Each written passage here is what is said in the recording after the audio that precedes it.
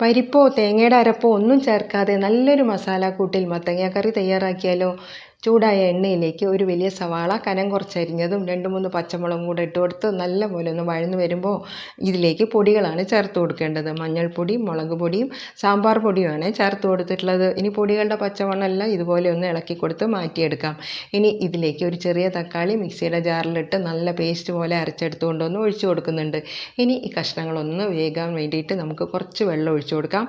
പാകത്തിനുള്ള ഉപ്പും കൂടി ഇട്ട് നന്നായിട്ട് തിളച്ച് വരുമ്പോൾ അരിഞ്ഞു വെച്ചിട്ടുള്ള മത്തങ്ങ കഷ്ണങ്ങളും കൂടെ കുറച്ച് കറിവേപ്പിലയും കൂടെ ഇട്ട് കൊടുത്ത് മൂടി വെച്ച് മീഡിയം ടു ലോ ഫ്ലെയിമിൽ കഷ്ണങ്ങളെല്ലാം നല്ലപോലെ വേവിച്ചെടുക്കാം. ഇടയ്ക്കൊന്ന് തുറന്ന് ഇളക്കി കൊടുത്താൽ അതെല്ലാം ഗ്രേവിയൊക്കെ ഒന്ന് വറ്റി വരുമ്പോൾ ഫ്ലെയിം ഓഫാക്കാം. ഇനി ചൂടായ എണ്ണയിലേക്ക് കടുകും വറ്റൽമുളകും കറിവേപ്പിലയും കൂടെ തന്നെ ഒരു പിടി തേങ്ങ കൂടി ഇട്ട് കൊടുത്ത് നന്നായിട്ടൊന്ന് വരട്ടിയെടുത്ത ശേഷം അതോടെ ഇതിലേക്ക് ചേർത്ത് കൊടുത്ത് നല്ലപോലെ ഒന്ന് ഇളക്കിയെടുത്താൽ ടേസ്റ്റി ആയിട്ടുള്ള മത്തങ്ങ കറി തയ്യാറായി.